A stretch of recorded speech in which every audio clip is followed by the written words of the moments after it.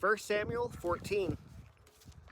Now a Philistine garrison took control of the pass at Michmash. That same day Saul's son Jonathan said to the attendant who carried his weapons, "Come on, let's cross over to the Philistine garrison on the other side."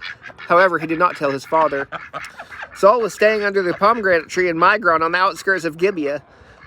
The troops with him outnumbered about 600. Ahijah, who was wearing an ephod, was also there. He was the son of Ahitub, the brother of Ichabod, son of Phinehas, son of Eli, the Lord's priest at Shiloh. But the troops did not know that Jonathan had left. There were sharp columns of rock on both sides of the pass that Jonathan intended to cross to reach the Philistine garrison. One was named Bozez and the other Sina. One stood to the north in front of Michmash and the other to the south in front of Geba. Jonathan said to the attendant who carried his weapons, "Come on, let's cross over to the garrison on these uncircumcised men. Perhaps the Lord will help us. Nothing can keep the Lord from saving, whether by many or by few." His armor bearer responded, "Do what is in your heart."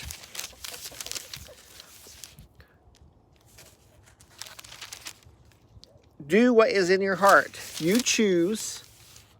I'm right here with you, whatever you decide. All right, Jonathan replied. We'll cross over to the men and then let them see us. If they say, "Wait until we reach you," then we will stay where we are and not go up to them. But if they say, come on up, then we'll go up, because the Lord has handed them over to us. That will be our sign.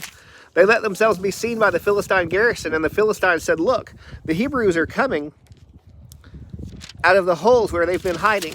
The men of the garrison called to Jonathan and his armor bearer. "Come on up, and we'll teach you a lesson," they said. "Follow me," Jonathan told his armor bearer, "for the Lord has handed them over to Israel." Jonathan climbed up, using his hands and feet, with his armor bearer behind him. Jonathan cut them down, and his armor bearer followed and finished them off. In that first assault, Jonathan and his armor bearer struck down about 20 men in a half-acre field. Terror spread through the Philistine camp and the open fields to all the troops. Even the garrison and the raiding parties were terrified. The earth shook and terror spread from God.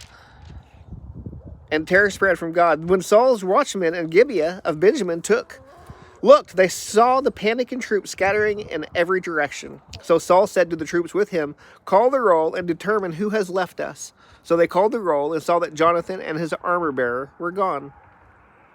Saul told Ahijah, "Bring the ark of God," for it was with the Israelites at that time.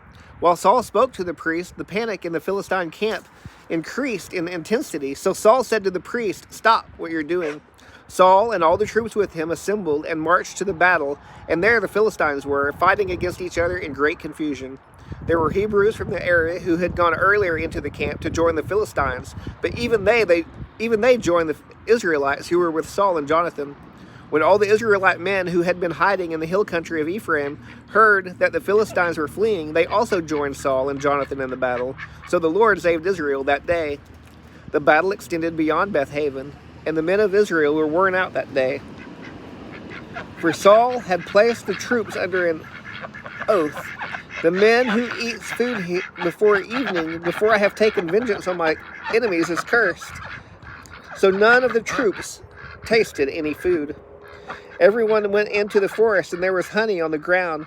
When the troops entered the forest, they saw the flow of honey, but none of them ate any of it, because they feared the oath. However, Jonathan had not heard his father make the troops swear the oath. He reached out with the end of the staff he was carrying and dipped it into the honeycomb. When he ate the honey, he had renewed energy. Then one of the troops said, "Your father made the troops solemnly swear, 'The man who eats food today is cursed,' and the troops are exhausted." Jonathan replied, "My father has brought trouble to the land. Just look at how I have renewed energy because I have tasted a little bit of this honey. How much better if the troops had eaten freely today from the plunder they took from their enemies. Then the slaughter of the Philistines would have been much greater." The Israelites struck down the Philistines that day from Michmash all the way to Ajalon, since the Israelites were completely exhausted. They rushed to the plunder, took sheep, goats, and cattle and calves, slaughtered them on the ground, and ate meat with the blood still in it. Some reported to Saul, "Look, the troops are sinning against the Lord by eating meat with the blood still in it." Saul said, "You have been unfaithful. Roll a large stone over here at once." He then said, "Go among the troops and say to them, 'Let each man bring me his ox or his sheep. Do the slaughtering here, and then you can eat. Don't sin against the Lord by eating meat with blood in it.' So every one of the troops brought his ox, that night and slaughtered it there. Then Saul built an altar to the Lord. It was the first time he had built an altar to the Lord. Saul said, "Let's go down after the Philistines tonight and plunder them until morning. Don't let even one remain." "Do whatever you want," the troops replied, but the priest said, "Let's approach God here." So Saul inquired of God, "Should I go after the Philistines? Will you hand them over to Israel?" But God did not answer him that day. Saul said, "All you leaders of the troops, come here. Let us investigate how this sin has occurred today.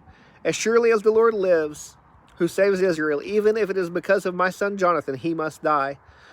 Not one of the troops answered him. So he said to all Israel, "You will be on one side, and I and my son Jonathan will be on the other side." And the troops replied, "Do whatever you want." So Saul said to the Lord, God of Israel, "Why have you not answered your servant today? If the unrighteousness is in me, if the unrighteousness is in me or in my son Jonathan, Lord God of Israel, give Urim. But if the fault is in your people Israel, give Thummim." Jonathan and Saul were selected, and the troops were cleared of the charge. Then Saul said, "Cast the lot between me and my son Jonathan," and Jonathan was selected. Saul commanded him, "Tell me what you did." Jonathan told him, "I tasted a little of honey with the end of the staff I was carrying. I am ready to die. I am ready to die." Samuel declared to him, "May God punish me, and do so severely if you do not die, Jonathan." But the people said to Saul, "Must Jonathan die? Who accomplished such a great deliverance for Israel? No, as the Lord lives, not a hair of his head will fall to the ground, for he worked with God's help today." So the people redeemed Jonathan, and he did not die. Then Saul gave up the pursuit of the Philistines, and the Philistines returned to their own territory. When Saul assumed the kingship over Israel, he fought against all his enemies in every direction, against Moab, the Ammonites, Edom, the kings of Zobah, and the Philistines. Wherever he turned, he caused havoc. He fought bravely, defeated the Amalekites, and rescued Israel from those who plundered them. Saul's sons were Jonathan, Ishvi, and Malchishua. The names of his two daughters were Merab, his firstborn, and Michal, the younger. The name of Saul's wife was Ahinoam, daughter of Ahimaaz. The name of the commander of his army was Abner, son of Saul's uncle Ner. Saul's father was Kish. Abner's father was Ner, son of Abiel. The conflict with the Philistines was fierce all of Saul's days, so whenever Saul noticed any strong or valiant man, he enlisted him.